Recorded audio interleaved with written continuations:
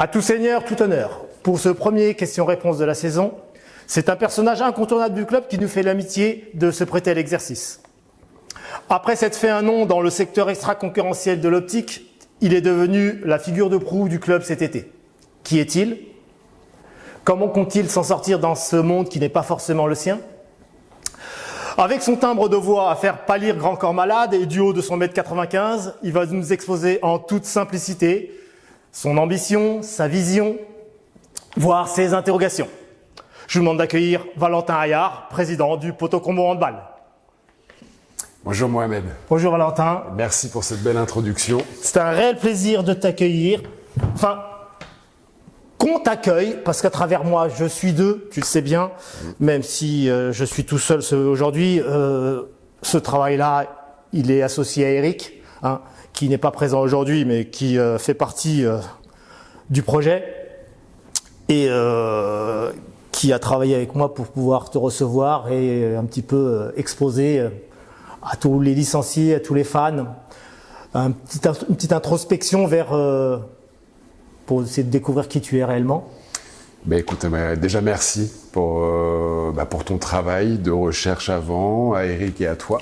Je sais que vous formez un beau binôme et que vous avez une belle plume justement pour relater tous les faits, aussi bien de jeu que la vie de club. Donc merci à tous les deux, puis ravi de pouvoir me prêter à l'exercice. Bon, très bien, mais on n'est pas là pour parler de nous, on est plus là pour parler de toi.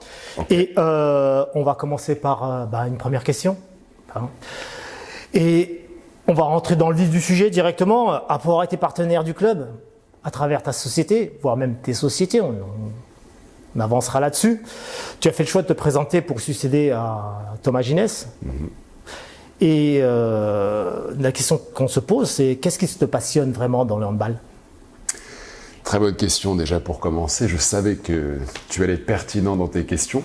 Alors c'est déjà pour cette raison que moi je m'étais associé au PCHB il y a 7 ans maintenant, lors de l'accession en 2018. C'est par rapport aux valeurs qu'il incarne. Moi, ce qui m'anime au quotidien, aussi bien, comme tu l'as dit, dans mon travail d'opticien, avec mes équipes, moi, c'est la performance et le challenge. Donc, j'aime aller dans des endroits où je suis pas forcément attendu et également et surtout où je suis pas forcément excellent dans le but d'apprendre. Donc, c'est la première raison, ça va être de découvrir un nouveau monde qu'est le sport de haut niveau avec cette belle équipe professionnelle que nous avons au PCHB, mais bien sûr, toutes ces sections amateurs et avec cette belle équipe de National 3 aussi. Donc, première raison, ça va être vraiment ces valeurs du handball, donc de performance, de combativité, de haut niveau, essentiellement ça.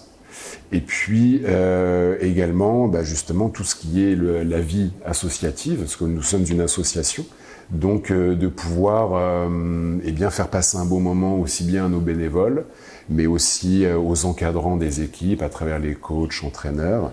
Donc c'est ça qui me plaît, moi, c'est de cette aventure humaine qui est en train de se dessiner, et c'est ce qui me fait lever le matin. Très bien, tu me fais une transition toute trouvée. Toute trouvée. Avec plaisir. Tu expliques ta réussite pro à travers ce que tu as détaillé comme étant la méthode DEAL. Est-ce que tu peux nous expliquer en quelques mots à quoi ça consiste déjà, parce que il y a quelques néophytes qui ne sont pas au fait de cette méthode de management. Et comment tu comptes l'appliquer au club? Ok. Alors c'est une méthode que j'ai pu mettre au point grâce à tous les gens qui m'entourent aussi et qui m'ont fait confiance. Ça soit aussi bien sur du management, sur de la négociation, enfin sur plein de domaines. Pour moi j'ai une casquette de commerçant à la base depuis 15 ans bientôt maintenant, et je suis persuadé qu'avant d'être transactionnel, la vente elle est relationnelle. Donc sur cette base-là, ça veut dire que les gens aujourd'hui, en 2024, ne viennent plus forcément pour acheter quelque chose, mais ils vont déjà demander à avoir confiance, non pas dans le produit, mais dans les gens qui vont proposer ces produits-là. Donc dans mes magasins, ça va être des solutions optiques, lentilles, lunettes de soleil, etc. Mais au club, ça va être justement de passer un bon moment sur la partie événementielle. Donc la méthode DEAL, si tu veux, c'est on va dire le fruit d'une réflexion d'une dizaine d'années d'expérience, où ça va être simplement du dialogue, comme là on fait aujourd'hui, mais dans le dialogue, il est intéressant que s'il y a de l'écoute. Donc on a déjà le D et le A, si tu veux, mais après de cette écoute, il va falloir la transformer en action. Donc il faut faire les choses, et je suis un faiseur plutôt qu'un diseur, même si j'aime beaucoup dire, mais c'est ce qui permet d'engager aussi, de m'engager dans des actions concrètes, et tout ça qui a pour finalité le L de deal, qui est la loyauté. On peut appeler ça la fidélité aussi, mais c'est justement à travers les actions, on va pouvoir inspirer confiance et pouvoir embarquer des gens dans des aventures. Eh ben de confiance, on va en parler. Parce que la confiance a l'air d'être un petit peu quelque chose qui t'anime dans ton métier de manager. Et le rôle d'un manager, tu vas me dire ce que tu en penses, c'est de s'adapter aux autres et pas le contraire. Hein, on va dire que c'est un humain qui parle à un humain. Donc savoir qu'est-ce que toi tu en penses. Moi je suis complètement en phase avec cette définition-là. C'est celle qui, pour moi, qui caractérise le management. Et justement, un manager n'est pas là pour imposer une quelconque loi ou une manière de faire, mais bien au contraire de fédérer des gens pour aller atteindre un objectif qui peut être commercial, qui peut être de tout ordre, si tu veux. Donc un manager, pour moi, il se doit d'être proche de ses équipes. Tu sais, tu vois il y a beaucoup d'images comme ça qui traînent sur les réseaux, où tu vois le chef et tu vois un mec avec un espèce de fouet au-dessus de gens qui tirent un caillou avec une corde. Et puis tu as le rôle du leader qui, lui, en fait, il est en premier de cordée et c'est lui qui va donner le tempo, le rythme. Moi, je préfère cette image-là. Parce que justement, pour moi, un manager, il doit savoir de quoi il parle et il doit mettre les mains dans le cambouis. Et surtout, c'est le dernier rempart. C'est lui qui doit assumer en cas de difficulté et c'est lui qui doit insuffler de l'énergie. Comme je le disais, depuis une dizaine d'années, un manager doit importer le stress, si tu veux, garder le stress et exporter de l'énergie. Donc, trouver une alchimie de manière à ce qu'il reste positif, de manière à embarquer les gens et trouver le meilleur dans chacun, le meilleur potentiel de chacun pour pouvoir délivrer une prestation ou pour pouvoir faire une performance.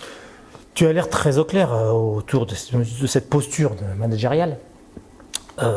Ça a dû un petit peu te titiller et t'agacer quand tu as maintes et maintes fois fait le parallèle entre tes salariés et la gestion de tes bénévoles, hein, et ce contraste qu'on a dû te mettre en avant, ça a dû un petit peu te froisser quelque part, non?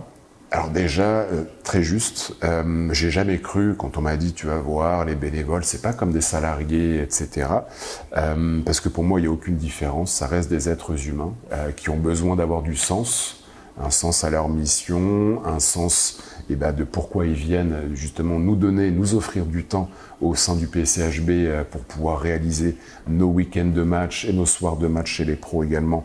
Et donc, ils font partie intégrante de cette vie de pro. Et puis, petite chose aussi, ça me fait sourire parce que justement, je vois ça comme un petit challenge en plus. Et comme je te le disais, moi, c'est ça qui m'anime. Je suis un challenger et j'aime justement partir d'un postulat et prouver le contraire avec des actes. Avec des actions, on revient un peu à la méthode deal si tu veux. Donc j'ai écouté ces gens-là, j'étais pas d'accord avec eux, c'est pas forcément quelque chose que je vais exprimer, mais plutôt que je vais tenter de prouver. Donc non, pour moi, il n'y a aucune différence parce que je ne manage pas mes salariés avec des menaces, des hautes par rapport à un contrat ou un salaire, et je ne ferai encore moins ça avec des bénévoles. Donc pour moi, ça reste des humains, donc c'est tout à fait la même chose. On sent bien que tu es plus dans le dialogue, plus que dans l'injonction. Complètement. Après, encore une fois, ce n'est pas une recette secrète, c'est quelque chose qui me correspond avec ma personnalité et qui, derrière, on va dire depuis 2013, je suis à la tête d'équipes plus ou moins conséquentes. En moyenne, ces 10-11 dernières années, j'avais toujours 7-8 personnes qui m'entouraient. Je suis monté jusqu'à presque 20 personnes. Et je m'appuie sur cette expérience-là. De ta personnalité, il va en être question justement parce que tu accordes une grande part ce qu'on va appeler les valeurs éducatives. Alors, je peux m'adresser au papa, je peux m'adresser à l'homme, je peux m'adresser à l'homme d'affaires, et je crois savoir que il y a une ligne directrice commune qui anime un petit peu le personnage que tu es. Moi, ce que j'aimerais savoir, c'est comment comptes-tu développer ces valeurs dans le club qui est le nôtre? La confiance, t'en parlais tout à l'heure.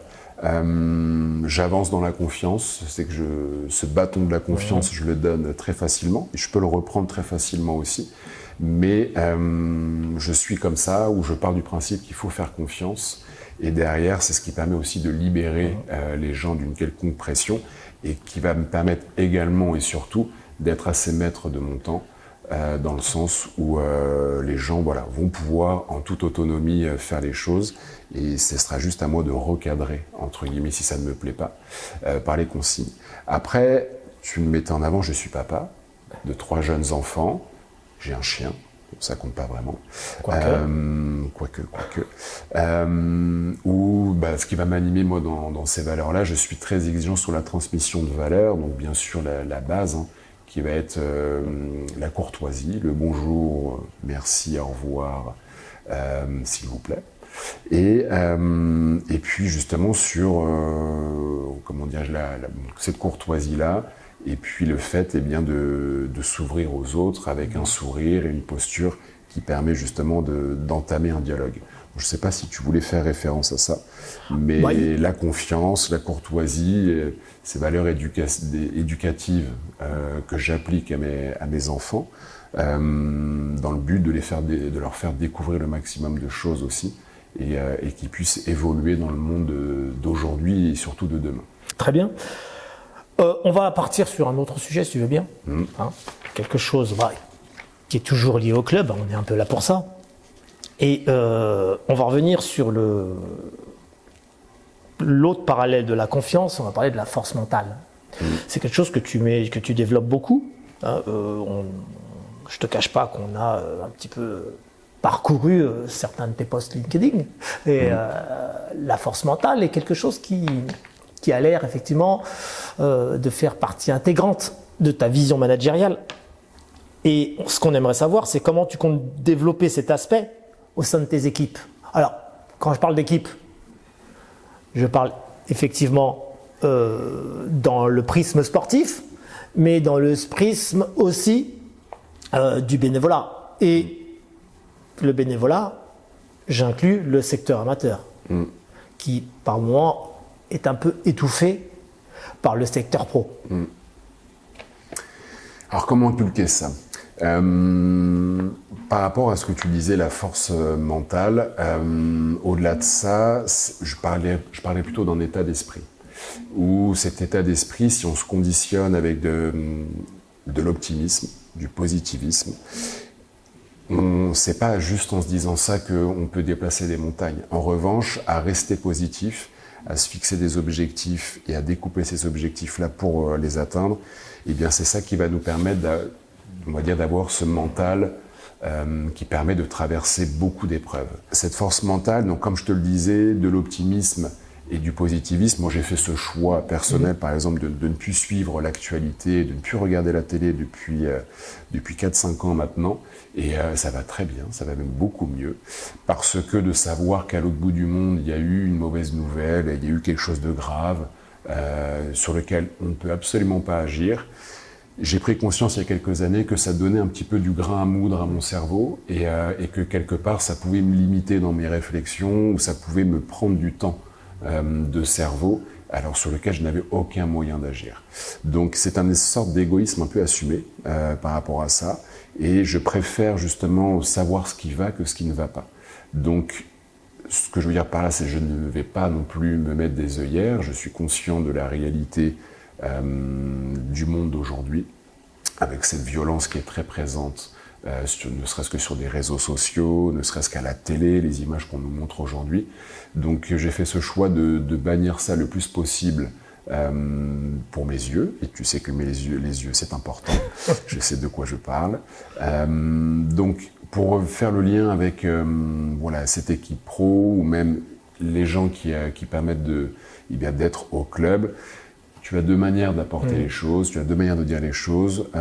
Soit tu dis ce qu'on n'a pas fait, soit tu dis ce qu'on a fait. Je m'oblige, et c'est devenu naturel chez moi maintenant, de toujours rester sur le positif et à montrer ce qu'on fait. Et c'est un peu à l'américaine, si tu veux, je préfère appuyer sur nos points forts plutôt que de travailler nos points faibles. Donc aussi bien sur nos jeunes équipes, et pas si jeunes hein, d'ailleurs, même au sein de notre équipe de National 3, visualiser des choses positives. Moi, c'est ce qui m'a permis par le passé, si tu veux. J'ai eu une période avant de m'installer où j'aurais pu aller sur un terrain, on va dire, glissant dans une manière de penser. J'avais 2 enfants, j'avais des dettes et je n'avais toujours pas de magasin avec la patronne qui est la mère de mes enfants. Nous étions au chômage tous les deux et j'aurais pu, craindre, avoir peur, mais je me suis toujours interdit, je me revois à l'époque, si tu veux, de supprimer cette image-là et de rester positif. Ça tombe bien parce que c'est ce que je voulais évoquer, parce qu'il y a quelques années, tu l'as déjà évoqué à demi-mot, tu es passé de salarié à dirigeant. Et tu avais exprimé que le ressentiment qui était le tien à ce moment-là, cette forme de stress, cette boule au ventre qui était au toi, et qui te disait que c'était le début de quelque chose et que tout dépendait de toi maintenant. Est-ce que tu as ressenti la même chose quand tu as pris la présidence du club? Pas tout à fait. Pas tout à fait, parce que justement, ça aborde un peu une valeur qui m'est très chère et qui est déjà très très présente au sein du PCHB et que je veux continuer d'inculquer, c'est la valeur travail. Et justement, ce travail des presque 7-8 dernières années me concernant m'ont permis d'avoir une certaine expérience du coup au sein de ce que je pouvais entreprendre, mais surtout d'en connaître beaucoup plus sur moi et de pouvoir, le fait de me connaître plus, me permet justement d'aller vers des nouvelles sphères, des nouveaux terrains qui sont complètement inconnus, avec beaucoup plus de sérénité. Donc ça, c'est quelque chose que je prône aussi bien auprès de mes enfants qu'auprès de mon entourage, et même au sein du PCHB, d'aller toujours vers de la nouveauté et d'aller se confronter aussi bien dans les idées ou dans les actes à des choses dont on n'a pas l'habitude de réaliser, de faire, tout en respectant bien sûr l'univers qui nous entoure. Parce que ça, je sais que c'est quelque chose qui forge les femmes et les hommes, et c'est que justement en faisant les choses, plutôt qu'en s'indignant sur son canapé, eh bien c'est plutôt en faisant les choses qu'on arrive à comprendre déjà de comment le monde fonctionne, et puis surtout à se comprendre soi-même, et à être beaucoup plus serein, et à assumer, on va dire aussi, les choses quand on fait les choses. Eh bien, 2 choses faites ou à faire, il va y avoir une autre question justement. Parce que on aimerait savoir pour toi sur quel point le club a besoin de travailler, sur quel point il a besoin de travailler, et puis quels sont les motifs de satisfaction. Parce que tu arrives dans un univers qui n'était pas vide, hein, donc il y avait des choses qui fonctionnaient. Tout à fait. Donc on aimerait avoir un petit peu ton regard quand tu es arrivé, quand tu t'es installé, sur quoi tu t'es appuyé, et ce qui t'a semblé important de relancer. Très bonne question, Mohamed. Moi, ce qui m'est cher, et c'est comme ça que je fonctionne aussi dans mes magasins, et ça, c'est quelque chose qui reflète même au sein même du monde du handball, qu'il soit professionnel ou amateur, concernant le PCHB, c'est cette dimension familiale. Et cette dimension familiale, elle est très importante à mes yeux, parce que c'est ce qui permet aussi d'embarquer et d'écrire une histoire. Et esprit familial n'est absolument pas opposé à performance, haut niveau. Donc ça, c'est vraiment une des forces principales du club. Moi, j'arrive avec cette envie de structurer. Structurer dans le sens où de donner vraiment, comme je te le disais tout à l'heure à propos de nos chers bénévoles, une mission à chacun, un sens, plutôt que chacun travaille un petit peu dans son coin et que ça se recoupe ou qu'au contraire, il peut y avoir des manques sur certaines choses. Donc, la priorité, ça va être de structurer le club. C'est le projet que je me suis écrit, que j'ai partagé, que ce soit aux bénévoles ou à mon bureau directeur.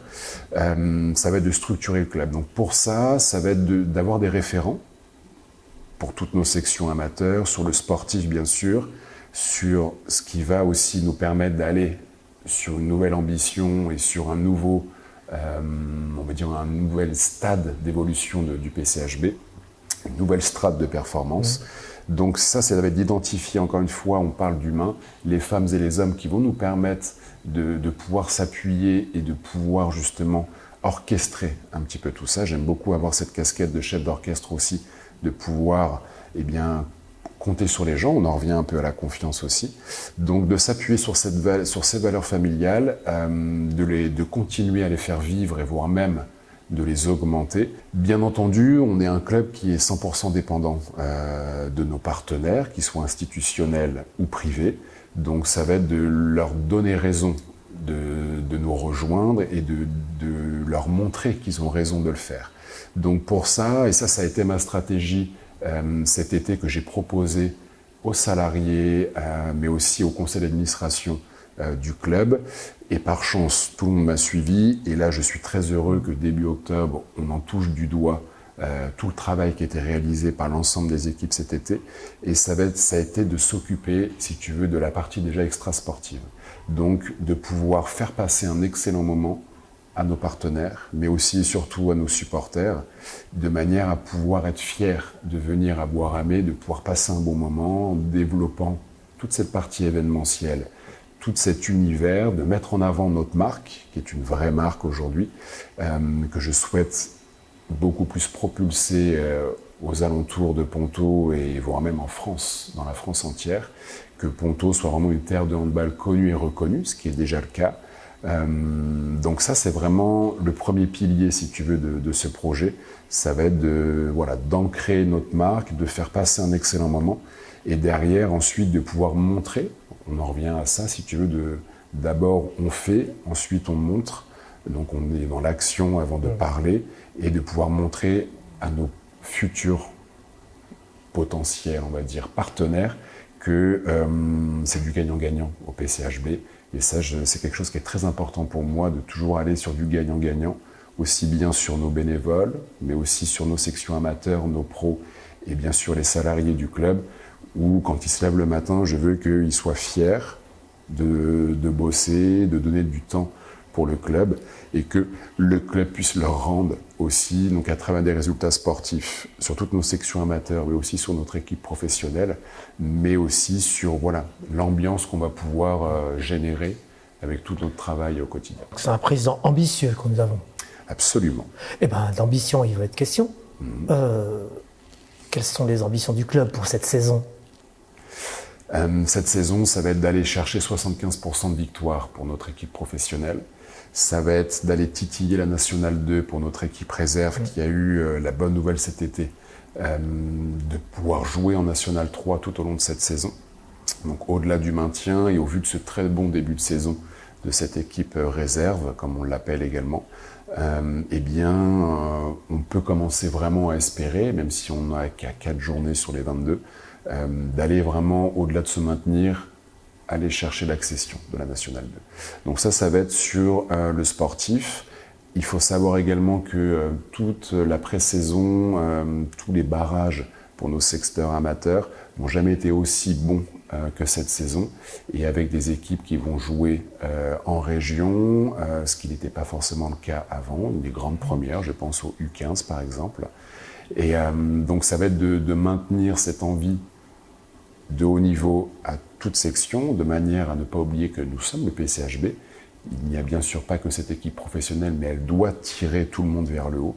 Et si les parents, les papas, les mamans qui inscrivent leurs enfants au sein du PCHB, je souhaite qu'ils le fassent à raison de cette performance reconnue. On a également l'entente qui fait un très très bon début de saison, une entente entre plusieurs clubs, et ça on en est plutôt fiers. Donc l'idée est de toujours continuer à former des jeunes espoirs du handball masculin.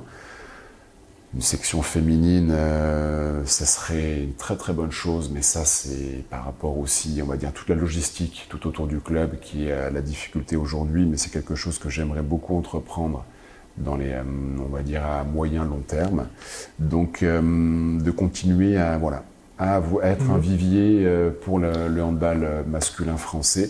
Et il faut savoir qu'aujourd'hui, on a de nombreux joueurs qui évoluent en D1, donc en Star League, chez les pros, qui ont été formés et qui sont issus du PCHB. Qu'est-ce qui t'a semblé être le plus difficile à gérer dans tes nouvelles fonctions?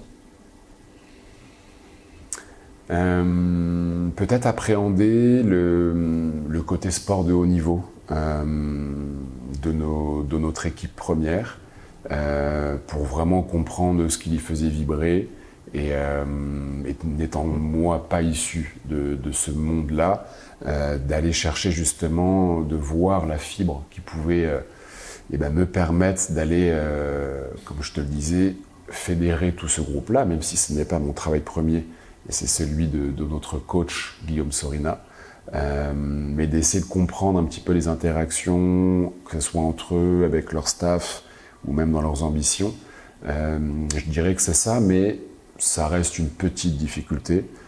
Aujourd'hui, j'en ai pas rencontré de grandes qui m'ont paralysé, peut-être mis à part la gestion des logements. D'accord. On va partir sur un autre point totalement différent, parce que c'est un petit peu ça le but de cette émission, hein, de parcourir les différentes structures du club. On va quelque chose de moins réjouissant. Il y a une impression qui plane dans le club. Alors, elle était là avant toi. Est-ce qu'elle sera là après toi? On verra. Mais on a un ressenti auprès des licenciés qui dirait que le secteur professionnel écrase un peu trop le secteur amateur. Et un certain nombre de bénévoles n'arrivent pas à trouver sa place. Et j'aimerais savoir comment toi tu comptes déconstruire tout ça et de redonner du lien à ces deux secteurs qui vivent l'un à côté de l'autre, mais qui au fond en sont un seul. C'est une bonne question. Ce que les gens pensent, on ne peut pas le contrôler. Donc on ne perdra pas du temps à vouloir dire aux gens arrête de penser ça, c'est ça. Et comme tu l'as justement dit, ça va être à travers nos actions. Quand on a présenté l'équipe de manière officielle le 4 septembre dernier devant la presse et nos partenaires, c'est cette image-là que j'ai prise. J'aimerais te repartager aujourd'hui. Le PCHB, le handball du PCHB, c'est une flèche. La pointe de cette flèche, celle qui va vraiment percuter justement la cible et c'est celle qui va marquer la cible, eh bien, ça va être notre équipe professionnelle. Sauf que cette équipe professionnelle, elle n'est rien sans le corps de la flèche. Et ce corps de la flèche, c'est justement toutes nos équipes d'amateurs qui vont justement faire la vie du club à travers les parents qui vont déposer leurs enfants, à travers nos entraîneuses et entraîneurs qui vont justement transmettre ces valeurs du handball et qui vont soutenir cette équipe professionnelle. Bien sûr, cette flèche, sans ces petites ailettes à l'arrière, elle ne pourra jamais avoir une trajectoire, entre guillemets, guidée, haute et atteindre cette cible, donc sans ces petites ailettes qui sont nos partenaires. Donc le fait de le dire, c'est facile, ça ne va pas forcément faire ce lien comme tu l'exprimais tout de suite, mais ça va être justement de donner de la visibilité, ne serait-ce qu'à travers des newsletters, sur les résultats des week-ends, également aussi de donner de l'importance à toutes ces sections amateurs par de la présence, donc de la visibilité à travers nos réseaux sociaux, notre newsletter comme je viens de te dire, mais aussi de la considération de la part de tout ça, donc sur des investissements, que ce soit des équipements ou tout ce qui va être investissement autour des équipes, de manière à ce que les cadres de ces équipes, les entraîneuses et entraîneurs, puissent faire au mieux leur travail d'éducateur par rapport à tout ça. Un beau discours qui devrait plaire et rassurer. C'est clairement quelque chose que je ne suis pas un président de l'équipe pro, je suis le président du PCHB. Donc dans tout ce que ça représente, c'est plus de 350 amateurs, c'est 17 contrats professionnels et le coaching staff. Et je suis surtout un président d'investissement, donc je veux investir. Tu nous as exposé un petit peu tous les ingrédients d'une saison réussie, mais au juste, c'est quoi une saison réussie? Une saison réussie, c'est une saison qui va permettre sur laquelle on va pouvoir bâtir, sur laquelle on va pouvoir déterminer des pistes de travail pour l'avenir. Donc ça va être d'identifier des choses qui n'ont pas été, aussi bien sur le sportif, mais aussi justement sur le côté organisationnel pour nos sections amateurs ou nos soirs de match. Donc c'est une équipe qui va nous donner, c'est une saison pardon, qui va nous donner des leçons. Donc les résultats, on est le PCHB, on est une référence. Je n'ai aucun problème sur ça, j'ai une totale confiance sur les résultats sportifs des uns des autres. Mais une saison réussie, pour moi, c'est une saison qui va nous permettre, une fois de plus, de déterminer ce qu'on doit faire de mieux la saison d'après et de continuer à monter et d'exploser un plafond de verre s'il y en a un. Eh ben justement, est-ce que le président a fixé justement des plafonds de verre? Non, jamais. Pas de plafond de verre. Nous, au contraire, ce qu'on veut, c'est aller viser les étoiles pour au mieux atterrir sur la Lune. Mais non, je veux rester dans cette ambition-là.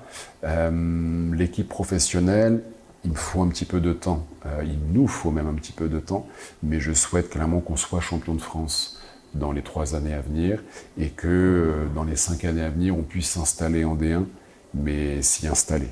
Pas faire la navette entre le haut et le bas, entre la D1 et la D2. Bien entendu, je veux que notre équipe 2 puisse, elle, aller jusqu'à la Nationale 1 dans les prochaines années également. Donc suivre cette évolution et d'avoir cette structuration et le fait qu'on nous rejoigne en masse à travers des partenaires, et bien pouvoir avoir un budget qui puisse enfin être digne de ce nom dans nos championnats, dans nos 2 championnats, on va dire professionnels ou semi-professionnels.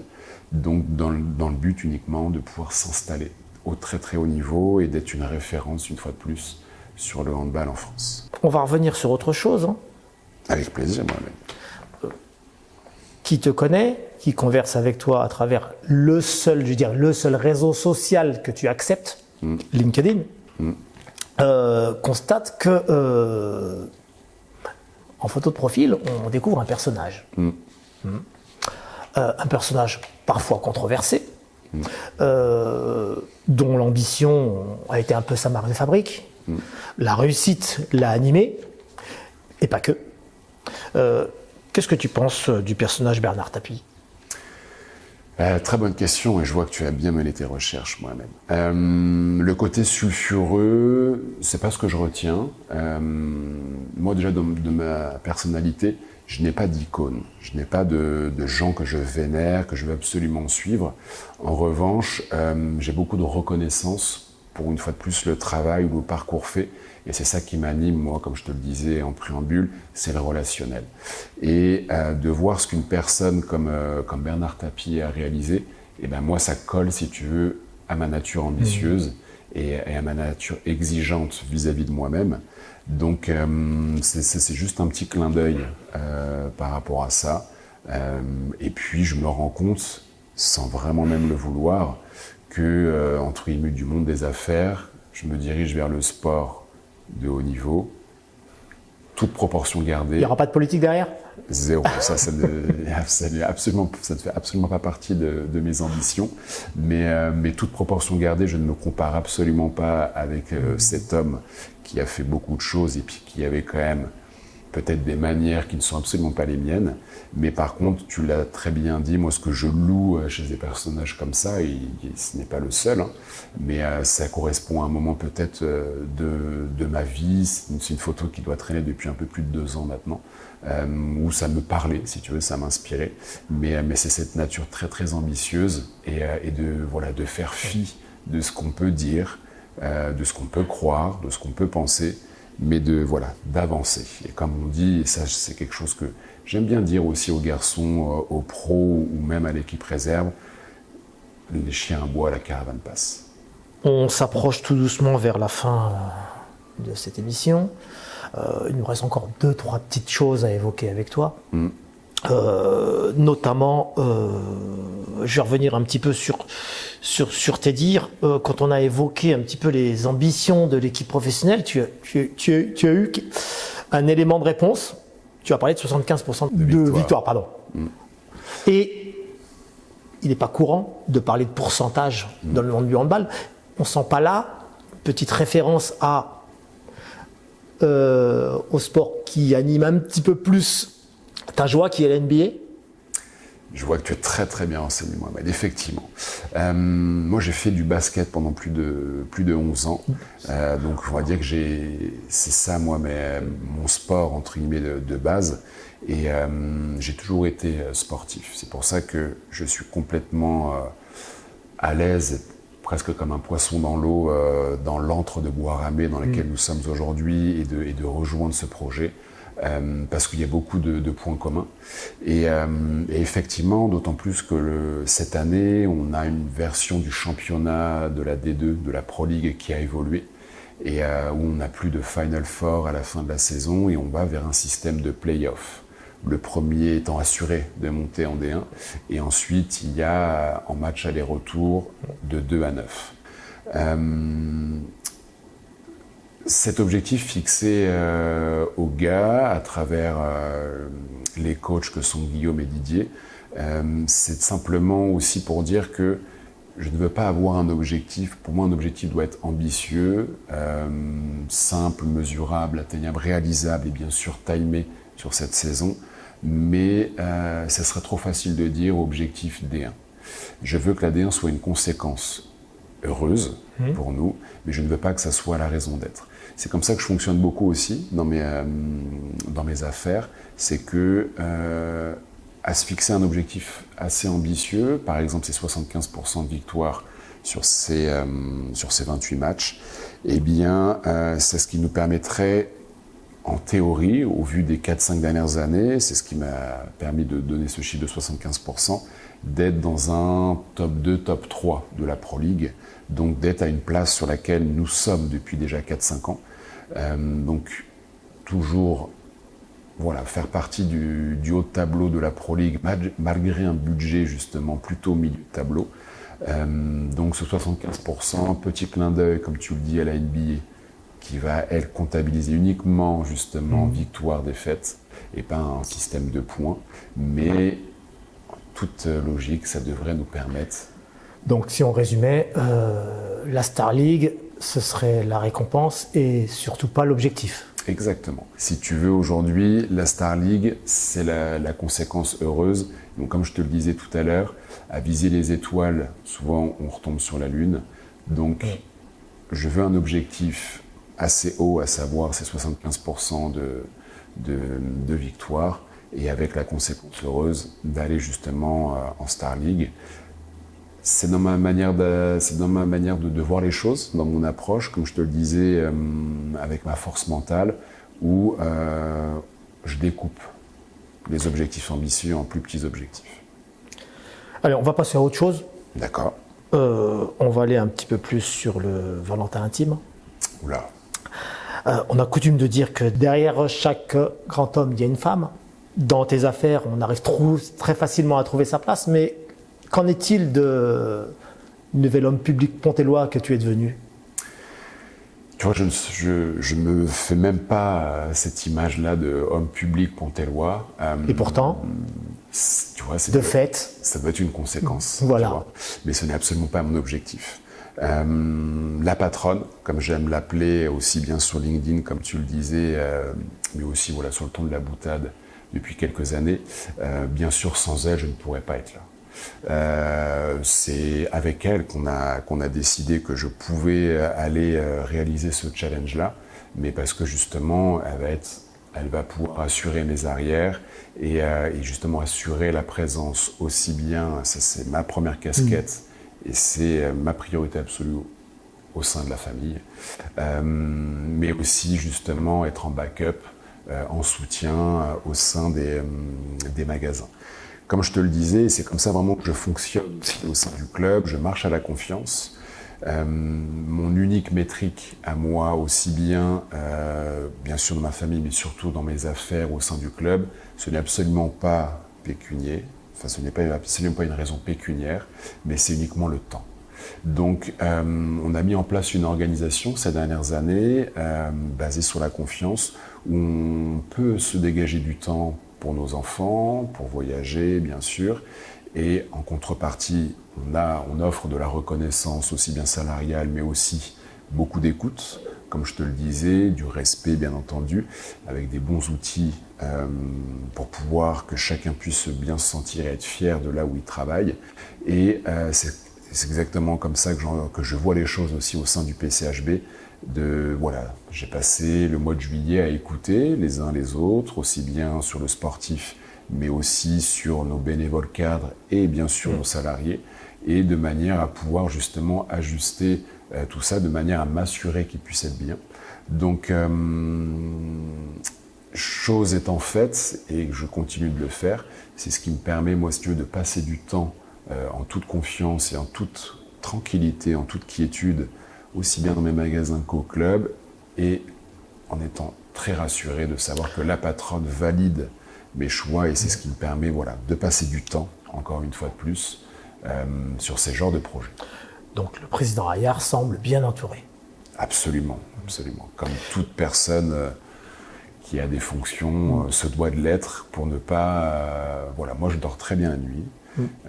Tout va bien dans ma vie et c'est grâce justement à mon entourage uniquement. On va revenir sur la confiance. Et puis on va justement faire un parallèle sur l'entourage qui est le tien. La confiance, ça se gagne, ça s'octroie. J'aimerais que tu nous parles de cet événement qui peut-être est anecdotique pour toi, mais qui à mon avis va refléter un trait de ta personnalité. Tu as connu par le passé des déboires avec une de tes collaboratrices qui n'a pas hésité, j'utilise tes mots, à vous planter la veille d'un mariage, il me semble. Ouais. C'est une vieille histoire. C'est une vieille histoire. C'est une vieille histoire. Et pourtant, cette personne avec qui les relations ont été plus ou moins tendues fut un temps, d'après ce que je sais, est une personne très importante aujourd'hui dans l'entourage qui est le tien de tes affaires. Bien sûr. Tout ça pour dire, l'idée n'étant pas de revenir sur cette histoire et sur cette personne, mais la morale, on va dire, de ta question, c'est que, comme tu le disais, moi je travaille dans la confiance. Et le plus gros danger au sein d'une organisation, c'est d'avoir un manager, un patron qui soit rancunier. Et la rancune fait beaucoup de dégâts sur des organisations humaines. Et quand il y a du dégât sur l'humain, il y a forcément du dégât sur les résultats, qu'ils soient financiers, opérationnels, sportifs, tout ce que tu veux. Donc, le plus important pour moi, c'est de ne pas avoir de rancœur, d'aigreur vis-à-vis des gens. Les gens font rarement les choses pour faire du mal aux autres gens. Les gens, souvent, veulent mener leur vie et parfois, quand ils ont envie d'aller, d'avoir du temps, que ce soit un jour de repos, des congés, de faire quelque chose, mais que leur responsable direct ou l'organisation leur dit non, ces gens-là ne sont pas contents, ce qui se conçoit. Ils ont simplement envie d'avoir le pourquoi de leur demande. Moi, je pars sur ce principe-là. C'est un côté, tout petit côté naïf, assumé, si tu veux. Mais c'est ce qui me permet aujourd'hui d'être serein aussi. Donc, on sent bien que tu crois en l'humain. C'est pas que je crois en l'humain, c'est que l'humain est tout pour moi. Donc c'est ce qui nous sommes. C'est quelque chose que j'aime bien dire aussi à mes proches. Nous sommes tous des animaux sociaux et par définition, c'est dans notre ADN. Donc c'est ce qui nous a permis d'évoluer ces 30, 40 000 dernières années. C'est justement de pouvoir être soutenu par nos congénères. Et aujourd'hui, et encore plus, dans un monde où la technologie évolue très vite et a tendance à nous enfermer sur des distances très courtes, sur des écrans, ou dans des espaces très réduits, avec une explosion, on va dire, de l'envie de faire un petit peu des choses soi-même, tout seul, eh bien, je n'y crois pas à tout ça. Dans le sens où c'est ça aussi, et je crois savoir que c'est la raison d'être du gouvernement français en 2025, la santé mentale, parce que je pense qu'on s'est trop enfermé sur nous-mêmes ou dans des trop petites sphères ces dernières années. Et donc, ça me prouve une fois de plus, dans ma manière de penser, ça me prouve à moi-même, j'ai zéro leçon à donner sur ça, que nous avons absolument besoin d'interaction et de faire confiance aux gens, et que sur 100 personnes à qui tu vas donner ta confiance, tu en auras peut-être 1 ou 2 où tu regretteras. Donc pourquoi uniquement se cantonner à réfléchir à vivre sur ces 1 ou 2 personnes, alors qu'on peut voir le positif, l'optimisme, et se dire qu'il y a 98, 99 personnes qui nous suivent et en qui on peut avoir confiance. Donc on va plus se baser sur la majorité silencieuse, comme on veut dire. Absolument. Absolument. Eh ben, puisque tu aimes l'humain, je vais te laisser le dernier mot. Et on va clore cet échange à travers ces derniers instants, parce que tu vas pouvoir clôturer ce question-réponse avec un petit message que tu pourrais adresser. Qu'est-ce que tu aimerais adresser à tous les licenciés, tous les fans, tous les suiveurs, tous les collaborateurs qui t'accompagnent depuis le début de la saison?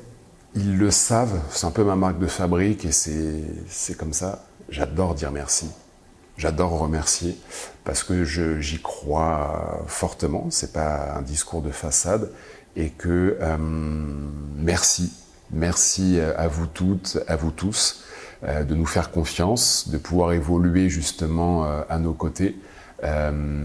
Continuer, bien entendu, c'est vraiment le grand message que j'ai. On a encore plein de choses à réaliser et on n'a pas fini.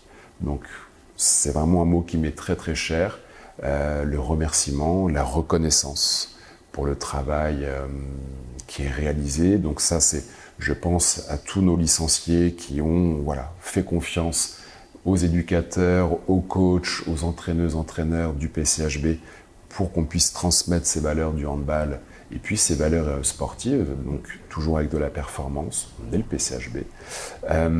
Bien sûr, merci à nos bénévoles et ça, je leur casse la tête tous les soirs de match à 19h quand je prends la parole pour faire un brief général sur l'organisation de notre soirée où je ne taris pas de remerciements. Et puis bien sûr, moi je suis très très fier d'évoluer et d'avoir des gens comme Jordan, Kevin, Yanis et bien sûr Nathalie qui est ma Bible au sein du club qui permettent à ce club de vivre, de bien vivre et aujourd'hui sans eux il n'y aurait pas de PCHB. Bien sûr, bien entendu, à mon conseil d'administration, à mon bureau directeur, ils se reconnaîtront, je ne vais pas tous les citer, mais qui nous font confiance. Ils sont trop nombreux pour qu'on puisse tous les citer. Exactement, un petit peu trop nombreux, mais qui ont de l'écoute et qui nous ont fait confiance. Encore une fois, et c'est ce que j'aime à dire, les soirs de match, quand on a de la reconnaissance comme ça, moi c'est ce que je dis, je n'ai rien fait d'autre que d'écouter et de donner mon go pour entamer plein d'actions, comme la nouvelle ambiance, qu'elle soit visuelle, qu'elle soit lumineuse, qu'elle soit sonore pour nos soirs de match, et cette nouvelle dynamique qui, je souhaite, s'inscrive dans le temps et prenne de plus en plus d'ampleur. Eh ben, merci Valentin. Merci de t'être livré sans restriction à cet échange. Tu remercieras Eric. Merci à toi pour la pertinence de tes questions et le travail en amont également. Alors oui, effectivement, il faut remercier Eric qui n'est pas avec nous aujourd'hui, mais qui fait partie du team, comme on dit. Alors, bien sûr, on l'associe à ce travail. Donc, je vais pouvoir te libérer. Merci. Et je te souhaite une bonne journée. Et écoute, je ne sais pas si quelqu'un d'autre prendra ta place à la tienne lors d'un prochain épisode. On verra. Écoute, avec grand plaisir. C'est toi qui nous donnera le nom de ton prochain invité. Surprise.